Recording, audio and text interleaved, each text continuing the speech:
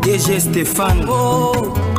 Balamwange Congo ya Lumumba Congo Tafachi Beton Tangwe koki oyo Tangwango yango yo ekoki Tolanda kango Papa Stéphane Balamwange oh yeah.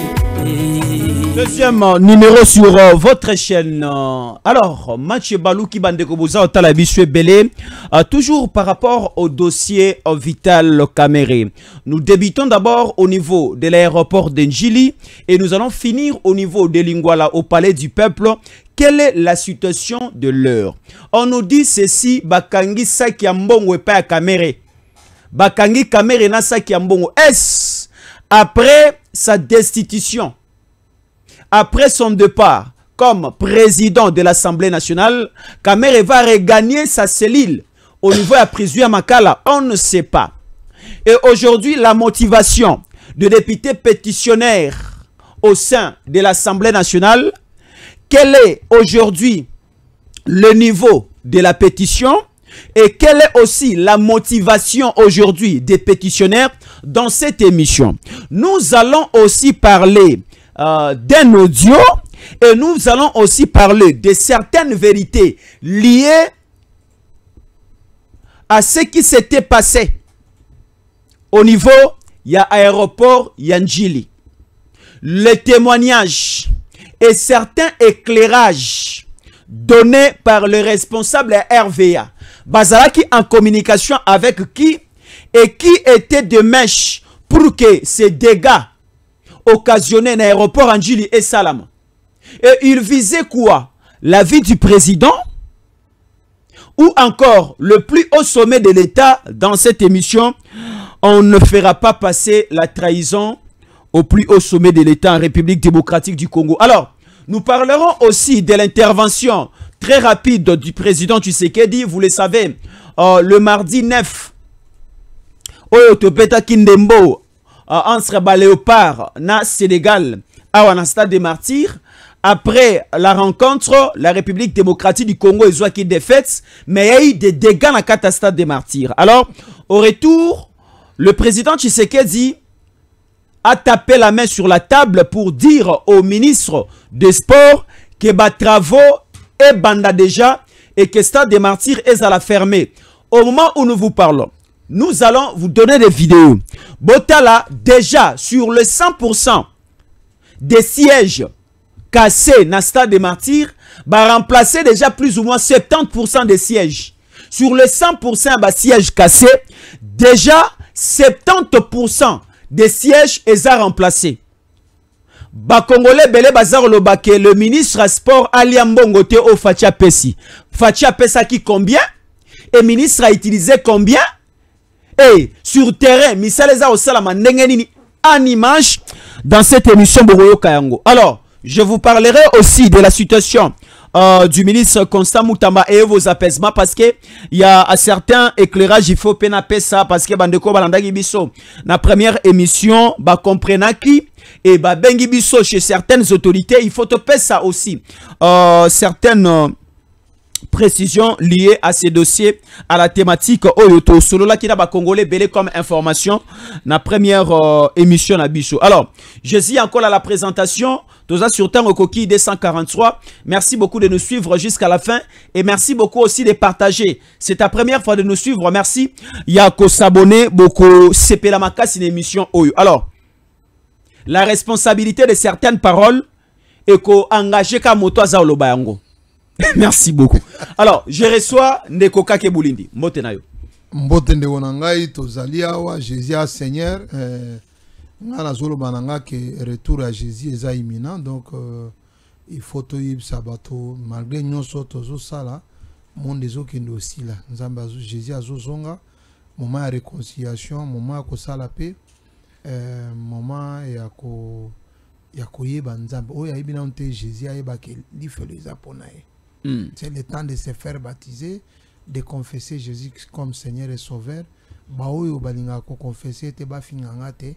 Mais botika ngai na sala devoir wana parce que tant que solo là na boy nous tous solo là na plus de 100 000 personnes Donc Batouana, il faut quand même que ça va retour à Jésus et ça tout capé le kuta. Très bien. Alors, Ndeko Kake Boulindi, Oazali congolais de père et de mère, un Oazalendo de très grande taille. Alors, a kolinga mboka na ye, a kolobela mboka na ye, soki boko pesa biso minute mi balemi sa totomine ya kotala biso ya kolanda biso avec beaucoup d'attention, vous allez retenir plusieurs choses et boko comprendre esika oyo okoki ko beta libaku na monoko na biso nengo ko okela ou bien ko sepela te, mais yoka biso kino na suka à la fin, o sa la balance na yo, kota na bilan na yo, est-ce que le négatif est le positif, balance na yo la plus penché de quel côté? Suivez-nous avec beaucoup d'attention. Alors, tokenenama auquel mbango na point oyo, mokonzambo kazala kite a Zongi, accueilli ko visiter Stade de Martyrs, à Monique Badegay Salami, accompagné na ministre sport, le président Tshisekedi a eu l'option d'engager le gouvernement congolais de financer la réhabilitation et le remplacement à siège au peuple congolais, surtout Bakino Bayi Kobuka. Alors, intervention à Mokonzambo ko trouver en deni avant to kende sikoyo na katsa mo ba bombi ya mituna on a bombelio. Oui, ya liboso za ko lobana no ke oyebi ninga na yebisa que campagne anti-caméra za makasi yao. Makasi yao na Kinshasa, il y a des gens qui sont très bien payés pour ça. Bato bazana banyongo ya loyer, bao bazana banyongo bandako, soko fingi caméra soko lobier mabe, malamoko ko futa. Je suis en train de me dire ici, quelqu'un s'est permis, dans le langouane, que retour ya président de la République, moto kendegi na aéroport, au caméra ebaki. Caméra compteur aéroport, ezakadamda kwa caméra. Ataki ba mone la caméra na mboko vraiment. A s'appelle maman nae. C'est pas normal. Donc nyoso ekoleka na mboko yo, hein, vraiment na dossier à RVA, na dossier nani Jean-Pierre Bemba ministre de transport, balobi rien pour nae. Balobi elo komoko te pona yo kure kene kuna kamera eba kana kamera za demi nzambe ya Congo tonini po ya eba masolo nyos quand même tout quand même caméra est libre. Moi je sais que campagne anti-caméra ndenge zao kuna omoni awa na Kinshasa ezali patronné par un grand journaliste sango na oyo pasteur ya parti ya bandeko na biso o parti na tolo wa parti présidentiel. Donc ça c'est ça.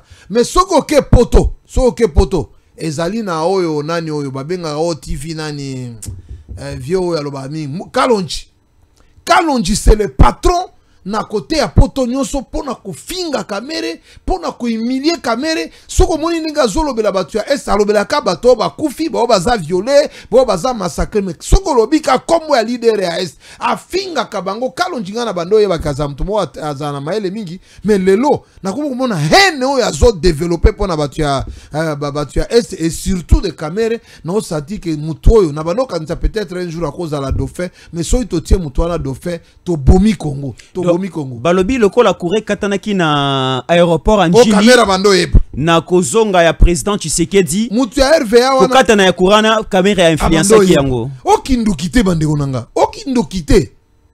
Okindo kite. Azeraka snel, azeraka compteur ya nani, azeraka groupe kamera nda kuma otia carburant na générateur to groupe électrogène ya aéroport Anjili. Mais botia quand même caméra vivre. Caméra yaka na lifelo te po akota na nyo sacré.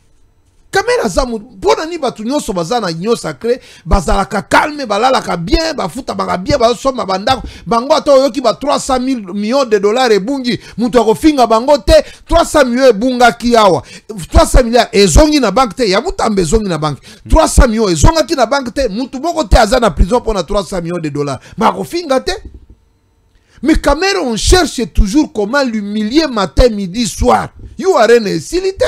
Mbongo ba pesa ki pona bato ba kufina ba kotina nani oyo mai oyo bomaki bato na ba Équateur. Mbongo ebimaki déjà na te na Shekina. Na Shekina oui oui na Kinshasa. Catastrophe naturelle oyo oui, na Changu oui. Mbongo ebimaki lelo bimembeza na ndako. Lelo bimembeza eza na ba morgue tisco bakuni bango te. Député moko te azomona biloko wana 40 millions bapesi Barça poto tia na entraînement mboka moko te na mokili epesa ebwakela Barça mongo boy 40 millions. Sénégal a ekobeta o abeti biso to kota mama na stade. Est-ce que yebi ki ba joueur nyonso Sénégal oboti na ba école de foot na Sénégal. Congo eza na école de foot te. Congo ezo formé ba joueur te. Nyonso na za caméra. Nyonso na caméra comme ministre de sport. babeti batukuna bakiti ebukani bukani bon balobi 3 millions de dollars ndo ebimaki pona mpungu ya match o ba footballer babengaka ya ba 12 donc pour match ça peine à aspect spirituel na kati 3 millions pour baluka 3 millions kaka ya ba féticheur ba pesa biso victoire ba terme non ngala zo ba terme na ngai eza ba mpungu na football babengaka ngo 12 3 millions 3 millions na eko recruter ba mpungu ba marabu nyoso ya nan toke au perdre match ata yo moko 3 millions zongi bien ke eza ba balabala o ekele ba mpungulere bon ministre ne faut ebisa biso est-ce que 3 ata yo moko dépense à 3 millions ebi 3 millions za combien de kilomètres de route na Bukavu to na Kinshasa ba balabala ezo zanga mais 3 millions ebimika poda mpungu bande kona ngai donc situation tozomona a Kinshasa mutu moko ka ba mona keza kamere awa Kinshasa tosonga nano sikona aéroport Anjili bakiti o batie kula président balobi ke bakomo somba bakiti ya kotia na stade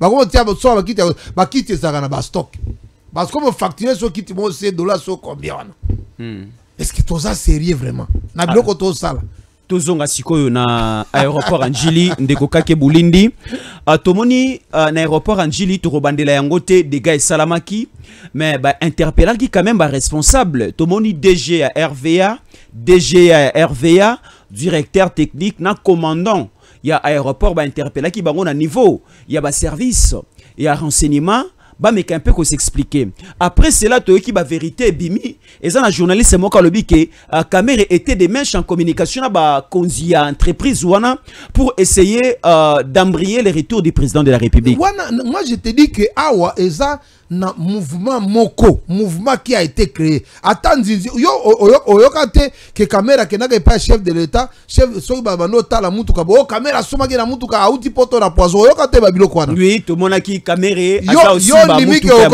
yo ndimi ke poison akoti yango na mutuka oui ezala wana eza po esala ni mutuka ekufa mes chers amis ça c'est la haine biso to komo boya biloko wana c'est la haine atabo inaka mutu atabo inaka mutu poko inepo na nini c'est la haine ba campagne ya mutema mabe ya haine et ozo sale mana Kinshasa contre Kamere biso ba jeune leader ya est tobi que campagne wana esila c'est pas une bonne chose campagne wana esila quand même ça fait très longtemps Kamere na mandat oyo atika ki misala akeko ba memie na nani kuna na prison Makala nini ezaki nini oyo ezaki libéré pour Kamere akangamaki non totika babilo kwana moi je pense que président azo prêcher cohésion en effet ça kalonjinga na zolo ba kalonji atika biloko azo sala mission na ye o mission ya kotia haine na mitema ba congolais contre Kamere arrêtez yango parce que moi je suis en train de dire aux jeunes qui sont à l'est bo se méfier désormais na kalonji tokoloba ngo na neye mususu tika na micro na lobaka ba se méfier na wana eza motema mabe parce que ba dégâts ezoleka tosomo zela mbule bando beta ba dégâts ezoleka na ville na pays yo ebite ke mutu moko kenolo na est kuna ke gratuité esili pour ni bazo critiquer ba biloko il faut bazo critiquer te biloko bazo il faut critiquer bon na yoki ozo citer kaka bakalonji o citer na journaliste muso ala Kinshasa sango oui aboy ko tanga ko te yondo otanga ko ngana lobi na sango na bika sango na suki wana yanga na bakisa bakomba batu mususu non oui et ça na ba députés nationaux hormis d'abord des journalistes mais ba députés nationaux o baza na kati sa cuisine interne na yoki awa boye Bindoule Crispin naoki lisusu aboye ki Willy Mishiki Willy bango nyonso ba kopesa ba détails et certaines explications clés eza ko motiver la majorité à ba députés nationaux de bouter Kamere dehors dire que Kamere c'est un danger non simplement pour le président mais aussi pour la nation congolaise. Et à la fin, pour l'Assemblée nationale, qui est la deuxième institution du pays. Parce que l'Assemblée nationale, azana moi, préséance moko liboso ya Sénat. Alors, placer quelqu'un comme Kamere à la tête de l'Assemblée nationale, continuer avec Kamere à la tête de l'Assemblée nationale, ça va continuer toujours à nous poser problème au niveau du pays. Willy Mishiki. Naebi ya walikale ya Nord Kivu politiquement oui bagay naebi député national Congo na poto na kangi eloko wana Willy Michiki ozomona wana IDPS balingaki ba boma yao mutu alobaka liwa ya Etienne Tshisekedi ya Tshisekedi ya bimao Tshisekedi azokende poto aloba aleka na chaîne biso tozai kutuna Bukavu ndenge Tshisekedi azokende wana akozonga te ayebaka liwa ya Etienne Tshisekedi ngana zo na webi ngana zo za scandaliser na za la scandaliser bato il fallait ba za ba ennemi lelo ba komiana Willy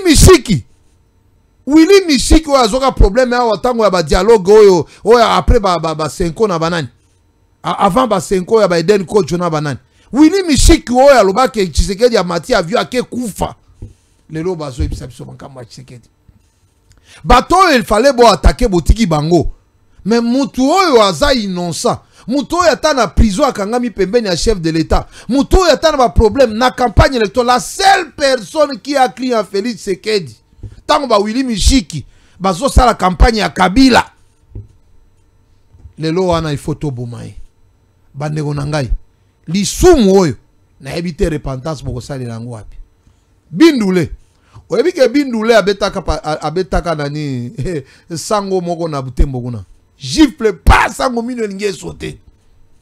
Où est le problème? Oh le sango la maudit oyebike mutuzo to la malédiction za biete ndeko na ngai bato oyo bazo sala complicité na comment on est Bindule po bino bobenga ka Bindule ndeko monae boye balelo ke Bindule azatusi comment aza ya Butembo mama na ende ya Butembo mama na ye bokende otuna Bindule bokende otuna ye bino awa na solo baliboso ya micro bokende otuna Bindule papa na ye nani mama na ye nani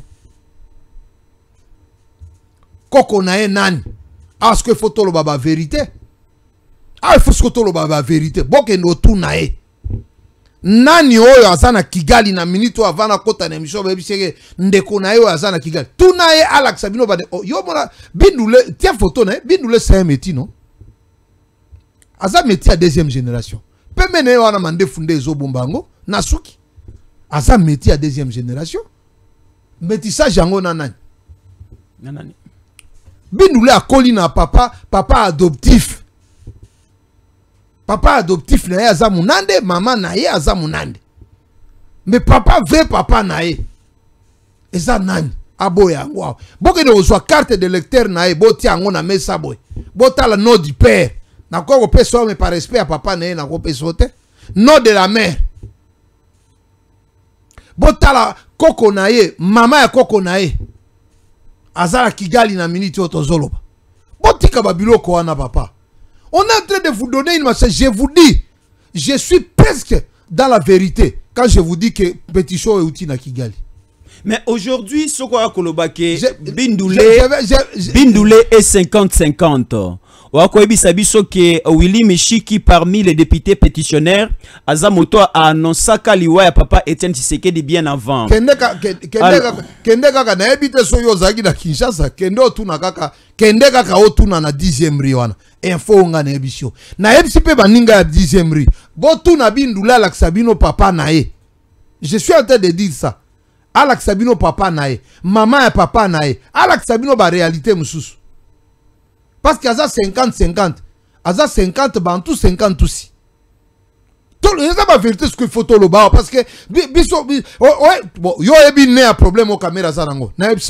Oui, vous avez le temps. Hein? Caméra outil suisse. Na mission parlementaire. Caméra sali discours. Na discours au caméra sali. Alobi que Rwanda, au-delà du fait que Bitumbo il faut ici là, on doit vivre avec le Rwanda. Ceux qui va biloko ici, le Rwanda doit payer le Congo mbongo à réparation. Oui, parce que les victimes, on ne peut pas commencer à croire que non, dossier à victime il faut les kakaboye. On doit aussi songer sur la justice des victimes. Parce que Moni Kabila tant qu'on a problème vite Bitumbo le kaka na Kisangani wana Bitumbo le kaka na Kisangani moni ke mutambalelo azokufe la mbongo wana Bitumbo zelaki ya Rwanda na Uganda pona ni mbongo ya Rwanda yakate. Pourquoi Rwanda wasenga ka mbongo te?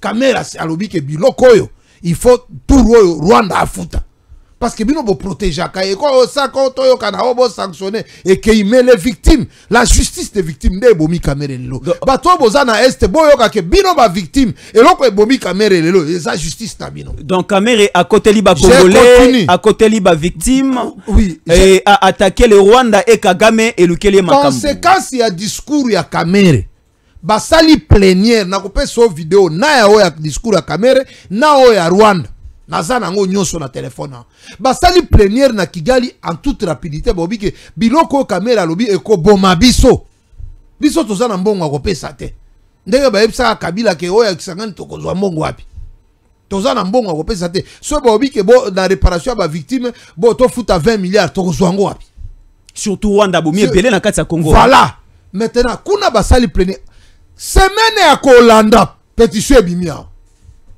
caméra zo kufela bandeko na le parlement rwandais est contacté Bindoulé ah nga debite nga zwika kana nga lien na yebi ke azana ba famille na Rwanda na yebi ke azana d'origine moitié tous maintenant je viens seulement maintenant constater que quand ya ba rwandais et ko koya na Bindoulé soit bimisi mutu pour tromper tous les parlementaires y compris les leaders de presse le lobo comme le bela Willy Michik. C'est scandaleux. Même ce qui doit avoir ma belle, ce qui a eu vraiment que vous c'est quoi cette histoire? Nga nebi so ke Bindoulé ba tracer ligne bo biso to ke de campagne na ba homme armé ba tracer ligne ba bi président au monde loko na lobakao na respecta mokozi ya mboka makasi aiza aibi soloana ba tracer ligne bo ba lobi bino na caméra bo so bo sauter ka ligne to fungoli masasi. Campagne ici. Comment on peut se retrouver le Congo na zomi tout na lobby mais mes chers atali soumu yango parce qu'il n'y a pas de pensée sans penseur. Le penseur de la pétition s'appelle Bindoulé. Pour que de retourne identité parce que bon la chaque jour Kamel Azar on est Kamel bon que retourne à papa et Bindoulé bon tout la famille nae bon tout na balé qui nae d'ailleurs c'est que papa Kamel Azar na cimetière à Gombe papa Kamel Azar na histoire maman na Azar na ma campagne balé qui nae bazali so ni pe na benga bango na émission da koya na bango bande ko na papa li baza bon tout na Bindoulé bongo bako maman na to ndimi aza nande bon tout na siko côté papa parce que na za na ba combo ande ko na ngai na za na ba combo ayebi pe loko na zoloba bonzo pe photo ne bota la bien. Vous devez faire attention avec certaines choses. Boule outil Kigali, on doit en finir avec Kamel. Conséquence Kinshasa, vous livrez Kamel. Pour l'intérêt de Kagame. Mais Bindoulé, donc Bindoulé a ekoloba boya, ndeko kake bouli ndeko milama ya pio. Bindoulé a lobi boya. Oui. À ce niveau, Kamere Alingi a se victimisé dans le sens que c'est l'ouest et le centre où Balingi va victimiser plus. Bandeko ya Est, République démocratique du Congo. Bindoula le bingai moko na zamuta Est.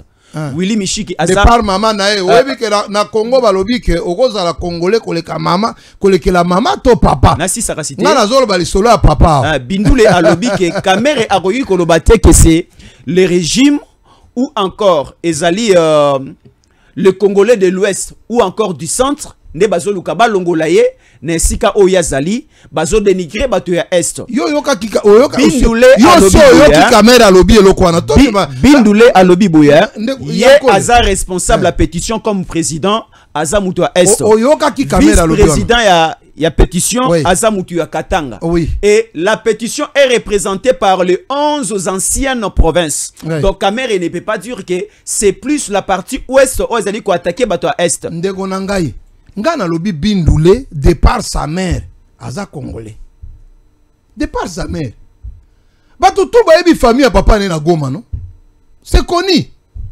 ça secrété so mon muto ekoloba eloko na micro donc eyebani eza secrété je peux te donner même le nom de sa famille na respecter famille na papa dans débat na bangote mais c'est eyebani vous êtes en train d'exposer les pacificateurs comme ça. Ceux qui gagnent les siliki, il faut que les pacificateurs paient à l'attaquer. C'est quoi cette histoire, mes chers amis? Bon, bah attaquer, bon, la nangai. Information, il faut qu'on a pétition. Pétition, il y a pétition à bureau. Tout ça, d'accord? Pétition, il y a pétition à bureau. Bureau composé de 7 membres. Na minute, on a joué, ça y est, caméra et mogonde atikali. donc bato nyonso wana mboso kokoya te mboso kokoya te Kester basi bayokani balongoli o bato nyonso sauf caméra tikali na mama oyo ya nani o ya opposition voilà. Ah ouais. Dominique Munongo so to tikali na union sacrée caméra tikali yemoko. On comprend que pétition cible nango à partir ya Kigali eza caméra. Caméra koufeli dossier ya Kigali o na ba victime à est bakasi.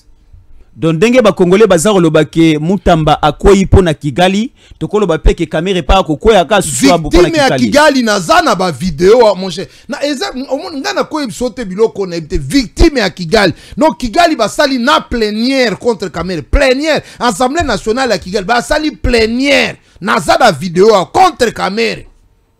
Elandi Bindula bimisi pétition. Dans la tête biso to sali lien Bindule azape na bandeko na ekuna. To sali lien. Bino ba o boza ba député a bozo vanda boyo tato Bindule boye ba Bindule botu na pe papa na e botu na pe bandeko ya papa botu na pe mwasi ya papa botu na pe koko. Alors, nous remarquons que Kamere est bousculé, hein, bousculé dans le sens parce que Babi Kamere paie à son niveau. Bakangi na saki mbongo makasi ya million. Bakangi, écoutez d'abord. Oui. Bakangi Kamere na saki mbongo ba million. Ya ba franc congolais. Mbongo wana alingi abana déjà ko bimisa yango pour le soutenir. O servir yé. Tango ba kolongolais na union sacrée et pesa ye poids. À cause de la opposition, encore, ba mal, ba saki ya mbongo wana, et sungaye pour corrompre certains députés nationaux, y a qu'on rejoindre. Alors, à ce niveau, est-ce Kamere est juste secoué ou quoi? D'après yo, kanisi ke pétition na ba signé, ba comme écoute belete, ba signé ngo pamba. Ya pétition à gratuité te. Na ebi chiffre. Bindula zumbongo wapi. Na ebi chiffre. Je t'ai dit qu'il y a une campagne anti-caméra ici, financée. Par qui? Par les régimes? Ah! Nga nazol ba makambo régime te po caméra pe azana régime. Yo ko ba régime sans caméra. Nga nebso ke financé. Yo oyebi ba sango yo. Po ba loba eloko moko po ayamba na émission. C'est de l'argent, beaucoup d'argent. Nga na sida senga émission kuna $1,500 une heure. Po ba zo tapeza ba avant de la combo ya motuboye. Na ebite soko yo kaka lisolo ya mutu ya IGF na ebite soko za pe okura elo kwana ah oui oya kendaka alingete Gilles apa aweza ko somba ba communicateur ba olo achingila mais oyeza ka facile yo kaka critiquer caméra finga caméra au futi loyer o moninga siko ya zana poto kuna Kalonji TV nde tolo bate batu ya este bino nyonso bobomba kombo wana balabi yo pe basombi yo pa caméra. Caméra kusoma nga ndenge nini nyango batu bazako loba ngai te batu balabi basombi pa caméra nga na za INC te na za IDPS te. Je te dis que combat nyonso avi na nga na sisi yango na IDPS yo kazi ke na soutenir Fachi Pamba na sisi yango na IDPS 2011 nga na za ki directeur de campagne ya président Etienne Tshisekedi na Bukavu 2018 nga na za directeur de campagne ya Félix Tshisekedi bande ko Bukavu ba bien oui Félix c'est mo yango le président de la République ayebiango donc ayebiango kendo tuna Valentin Mubaki yinda yaka na Sphinx tuna bate tuna de obizibu aza tuna ye donc c'est mon frère on monte na situation tozo que c'est tout ce que moi je vous demande bon tala na pétition balobi que non social oh y a problème social na gestion ya Vital Kamerhe. Kamerhe azana partialité makasi il est sélectif c'est-à-dire ceux qui ba mission parlementaire azana ba groupe ba député na plus ya parti politique na ye cabinet na ezara composé na ba oyaye ya famille na ye ainsi de suite donc les députés nationaux directeur cabinet na oyebi était azak ya famille na était azape asidi naza koloba tengai oui balobi Kamerhe composition campagne cabinet na d'abord campagne anti-Kamerhe cabinet ya mutueza parlementaire mon frère cabinet za cabinet non yo ke notia cabinet no Bindule cabinet ya mutueza cabinet na lisumu eza so ache Bindule oh papa bino boyebi te yo zo Bindule tie na cabinet nani Bindule ayebisaka ngai akopardonaka jamais Kamerhe abando senga bapese ministère basale CG na INC Kamera boya po alobaka ki akoboma chef de l'état omoni na minute on ndenge tozali ndeko na ngai mutu asalaka administration na bureau assemblée parce que na kotindelo nani règlement intérieur de l'Assemblée, chargé dans l'administration, on prépare un dossier. Il y a ordre de démission dans le vice-président, premier vice-président et l'Assemblée. Ah, ok. Ça n'a rien à voir avec celui qui assure la diplomatie de l'Assemblée. Ça n'a rien à voir avec Kamer. Au moins, comment ça fonctionne à l'Assemblée nationale. Moutoyer kaka micro, alobi boy. Moutoyer soki pakana social. Il y a des députés Zambos. Deuxième vice-président. Deuxième vice-président. Kuna bazolo ba toke na basoin médicaux. Atiki banyongo ebele. Dotation et on mboso bando zwa. Tango azai président à l'Assemblée. Eza double au caméra zozwa. Mais ya caméra bazo attaquer mboso baloba eloko mote. Mutu s'occuper na commission économico-financière ya Assemblée. Eza IDPS.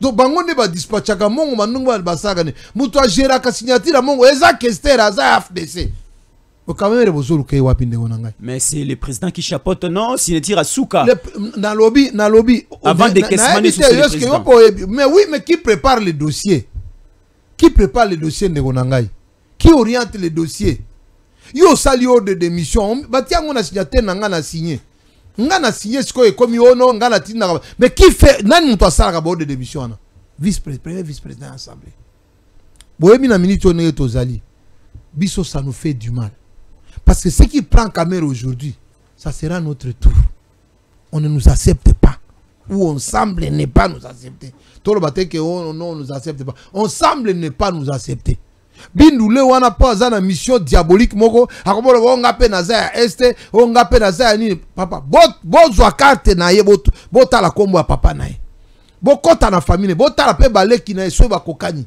Mais si Bindoulé n'est pas congolais de père et de mère, alors quelle sera la position ya Kamere? Quelle serait la position de Kamere? Kamere a un problème na Bindoulé. Bindoulé a un problème na Kamere. Te yo soko za roboya ki congolité ya Bindoulé bongo ya Kamere hondi mango. Oh. Mais je peux te porter des témoignages. Mais comment ba congolais ba so croire na yo te? Mais ou bien comment les Congolais croient na nationalité congolaise ya Kamere? C'est là le départ du problème. Mon frère, il y a des jours où tu as tant de vérité. Il y a un jour, ils vont nous amener à dire des vérités ici. Ngana ebisio que Kamere ayebani. Ba toujours le baka Kamere ayaka na Congo na université. Ayaka na na Burundi. Kamere to biso nige to Kamere abotami na Bukavu.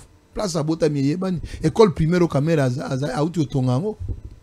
Et si katanga ki Kamere c'est un Congolais de père et de mère. Le problème de Kamere babanga kaye. On se dit que soit Kamere toti qui est moins liberté nyoso Kamere finira par être chef de l'État dans ce pays. Maintenant nous devons nani banga kaye. Baoyo bazana schéma ya nani ya campagne anti-Kamere. Alors maintenant il faut l'éloigner de la scène. Il faut l'éloigner de la plaque. Donaba Kalonji azana posa comme président zobanga Kamere. Na Bindoulé Kalonji TV non? Azana besoin akoma président azobanga Kamere. Vous pouvez être au service de quelqu'un. Willy Michiki azobanga Kamere. Vous pouvez être au service de quelqu'un. Vous pouvez être au service de quelqu'un. C'est pas sûrement que vous êtes candidat, mais vous pouvez être au service de... Nanga zala batwa la service nae, Kabila zala batwa la service nae, Fachipe azana bisoto zala service nae. C'est un peu ça. Mais AFC 23 une fois basala qui communication na bango ya kolobake, basa d'abord na partie est la République démocratique du Congo ba ko fournir fort pour ba koma na Kinshasa. Mais nanga alaki ba congolais surtout plus à bakino à Kinshasa aboué que tozalaka na mutu na biso déjà kuna na union sacrée apesa rabiso ma union sur les karakuna bakino ebele ba congolais ebele balobaki batali na union sacrée na boyi kotanga mutu alobaki yango batali na union sacrée ezalaki composé na 6 membres à présidium Jean-Pierre Bemba Gombo qui encore Bosso présidium comment 40 au départ parce que avant et comme à 40 au départ au départ à départ alobi ango qui y a pas très longtemps alobi tango ya alobi ango union sacrée za na présidium à combien 40 alobi ango calabilité il y a 6 il y a plus ou moins temps ba koti goma continuer ba membre à présidium bazala ki 6 toi qui na Mbosso Bahati Bemba Kabuya Samalukonde Oui. na Kamere. Oui. Alors entre les 6 personnes citées, ba koloba moto akoki kozala de mèche. Oui. Na bato lokola nanga za koloba Oui. awa na Kinshasa na Union Sacrée Oui. ba moni mboso ko sa musala wana te.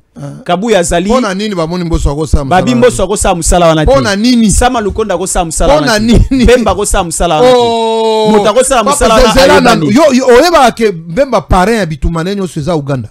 Ah bon? Oyebi li solo mais oui. Oh. Mais qui a fabriqué la rébellion de Bemba? Les hommes 7. OK. Oh mais bon tu as koloba biloko boso bozala ba information. Kamere c'est un pacificateur. Il n'a jamais pris les armes, il ne peut jamais coopérer avec quelqu'un qui a les armes. Kamere yeza ka réconciliation bovan. Donc au moins campagne anti-Kamere wana. Même si Kamere kaka tali likolo, atali na sobo o a évoqué moto Congo ezika. Donc c'est ça. Mais en réalité, Kamere c'est l'innocent qu'on veut tuer, qu'on veut effacer dans la vie politique. Et ça ne tiendra pas. Quand tu sois dans la première Kamere, c'est la lettre de démission que nous vendons à la porte. Oui. Donc Kamere a abandonné l'Assemblée nationale parce que trop c'est trop. Mais papa, dotation n'est pas assez. Est-ce que mon équipe député va comme niveau ya ko senga ke ba mituka ba jeep ba palissade apé sabango yango. Mais c'est compliqué. Chef de l'État c'est là qui réunion na ba député va promettre bango mituka. C'est exact sur le 22 février. Les petits soukoyo se rappeler. Oui, bien sûr. Et là tu Kamere répond à nini. Donc on sentit que Mouto Balukaka est partout, donc il faut l'attraper, il faut en finir, il faut tout ça. Et c'est ça le danger, c'est de ça que nous nous plaignons. Donc nous nous plaignons de cette affaire et moi je me dis que c'est très dangereux. Nous on est venu d'ici que c'est lundi, le lundi qui est rentré. Le lundi c'est la rentrée parlementaire. Le lundi de la semaine prochaine, c'est déjà le 15 septembre.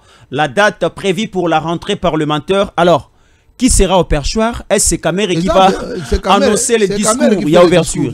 C'est prévu comme ça dans le règlement intérieur. Est-ce que tout le monde a un Kamere à 100%? Très fort. Un Kamere à 50%? Très fort dans la santé. Quel est son état de santé?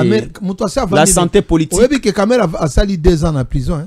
Il a 2 ans en prison. Kamere a la santé de fer. Kamere force mentale les alikolo magasi. Kamere a mon abilo musika. Kamere sera là. Kamere sera là. A Ozalawana. Biloko abananga. Ndeko nangai. Yo zolo biloko ananga. Tu n'as jamais suivi Onani Azaka ministre de la Finance. Nani Azaka ministre de la Finance il y a 300 millions de dollars.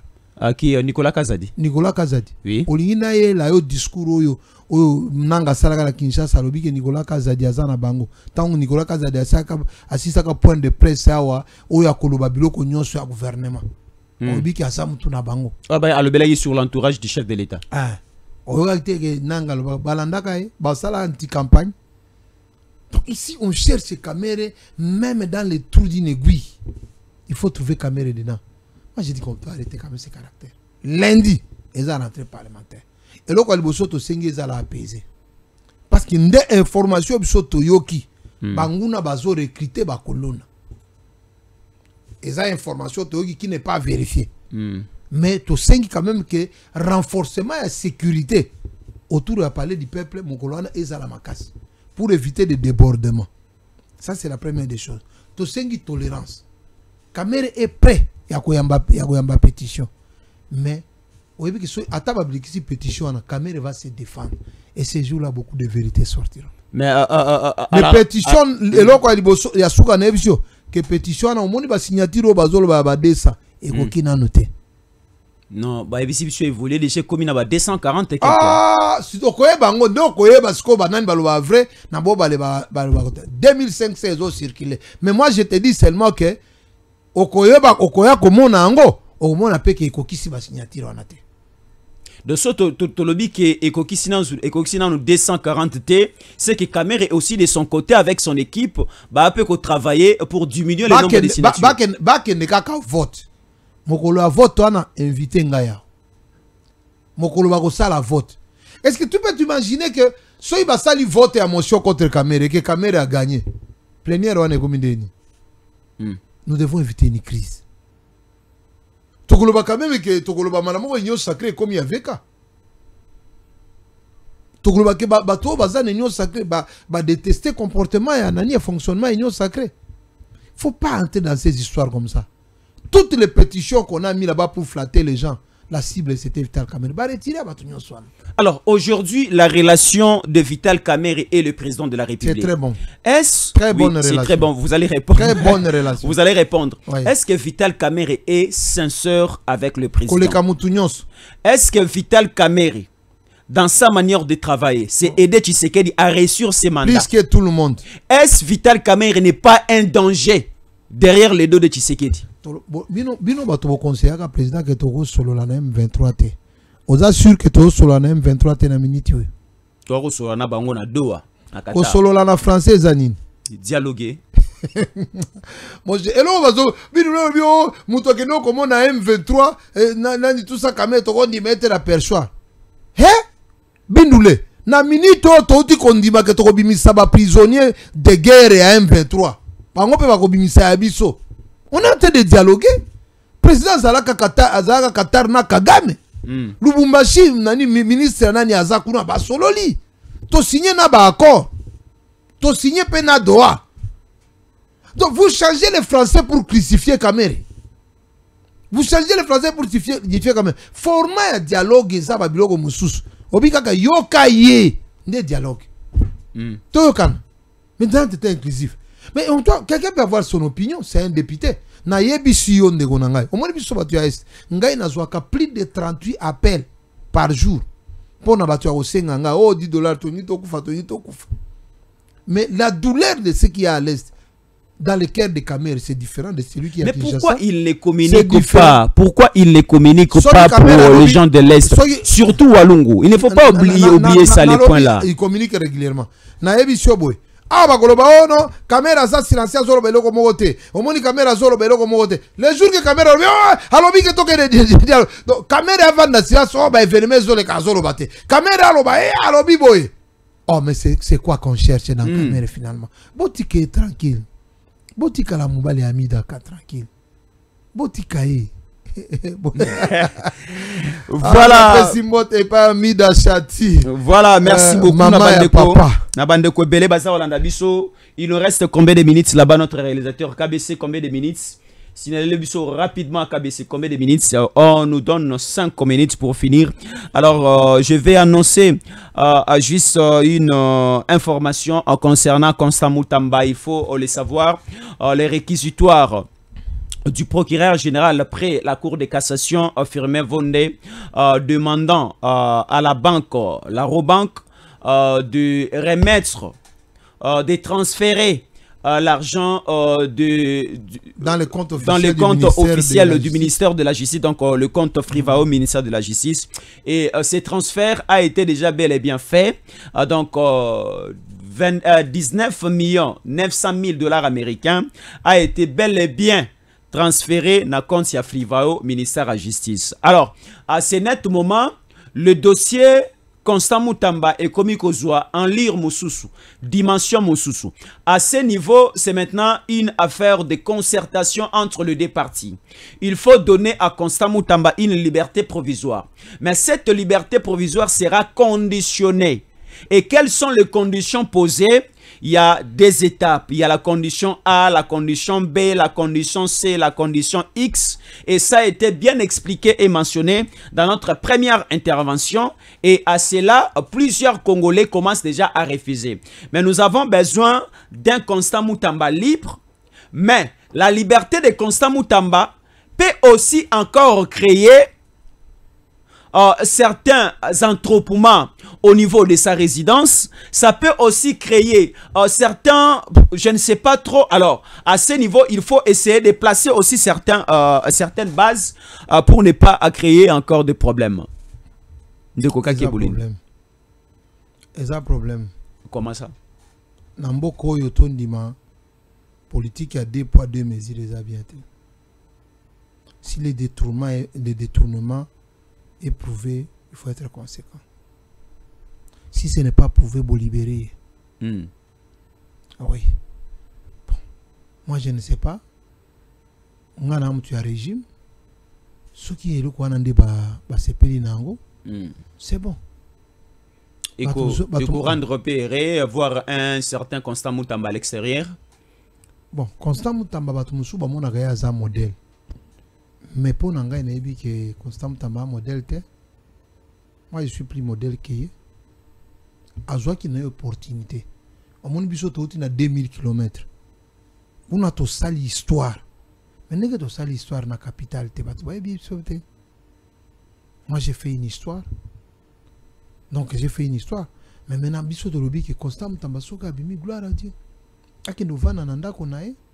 Ato sabato atika populisme. Andi mape ato sa mokonzi mboka. Biso to ebi ki atabape si ake no but akosa l'élection te. Est-ce que Kopezaki Kopoba même pour ça l'élection n'a évité. On peut quand même se dire que Puchinyo Soyo Ezaki Kakapo pas chrétien à ça l'élection parce que si ma babilo qu'on soit un peu balobi que à l'obate. C'est ça. Il doit commenter aller se présenter à la justice pour avoir le Kenaza Kaka aucun potote passeport baozo. Il doit signer un document de bonne conduite et à chaque mois, il doit aller poser sa signature.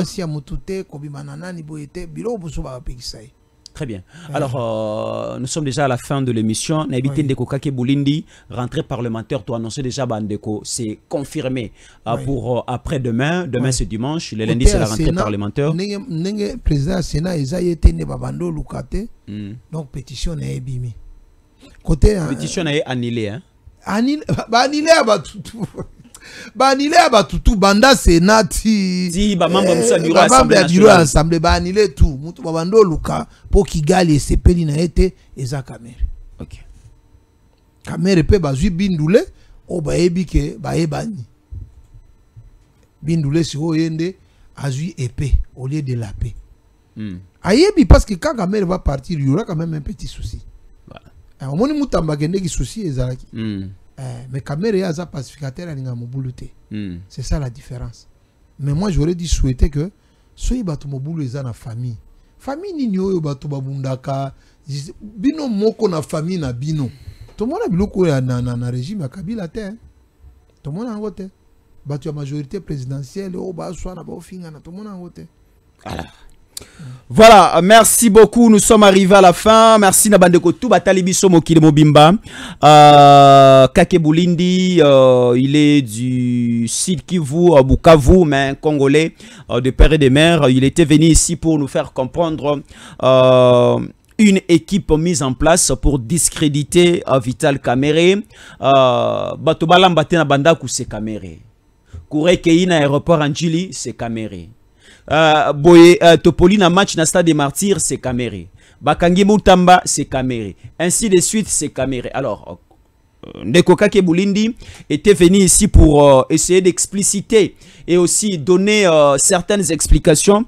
Et puis, Congolais Bélé Balandi Bisso, nous sommes sûrs et certains que Bolandi avec beaucoup d'attention, et déjà, le lundi de la semaine prochaine, c'est la rentrée parlementaire. Alors, la rentrée parlementaire, la majorité des députés nationaux, au Bakendaki, na ba vacances parlementaires na bango, la majorité, baza déjà à Wana Kinshasa, et tout député national est censé être présent à la rentrée parlementaire de ce lundi. Parce que la rentrée parlementaire à lundi, à l'élo et à lobby, et Rosalate directement la pétition à Kamerhe et Rosala examiner. Non, c'est juste le discours. Il y a annonce, il y a ouverture, il y a session. Oui, il calendrier, action, et surtout dans la session budgétaire. Voilà. Et dans la session, je ne sais pas. C'est ça qu'on a dit. Oui. Injustice, c'est l'équipe. Il faut justice saison. Justice saison en a 4 unions sacrées. C'est trop dangereux ce qu'on est en train de vivre à l'union sacrée. C'est trop dangereux. Ça risque de profiter à l'ennemi. Mais surtout, on a vu. Surtout, on doit reporter. Na régime Yabiso, c'est malheureux. Voilà, Tango Koki, votre chaîne, c'est 243 Tango Koki. Jésus encore été à la présentation. Et en face de nous, nous étions ensemble avec monsieur Kake Boulindi. On a évoqué le dossier Vital Kamerhe, les dossiers aussi de l'aéroport de Njili, mais également les dossiers Constant Moutamba. C'est le Rwanda, c'est le Parlement rwandais qui est derrière cette pétition contre Vital Kamerhe. Il y a eu des révélations dans cette émission. Et aussi, quelle est l'identité originale? Est-ce Bindoulé Crispin et des pères et de mères congolais? Et il y a eu des révélations dans cette émission. Qui avait annoncé bien avant la mort de papa Étienne Tshisekedi avant même son départ en Europe? Pesibiso précision dans cette émission. Vital Kamerhe, un Congolais de père et de mère selon Kake Boulindi, sa mère congolaise, son père congolais mais déjà décédé, enterré à Kinshasa au niveau du cimetière de la Gombe. La tombe est là et c'est à vérifier, ainsi de suite. Donc on a eu vraiment une émission très riche de précisions. À tout à l'heure, on continue l'émission. DG Stéphane Balamwange Congo ya Lumumba Congo Bafachi Beton Tangwe koki oyo Tangwango yango yo ekoki Tolanda kango Papa Stéphane Balamwange Oh yeah yeah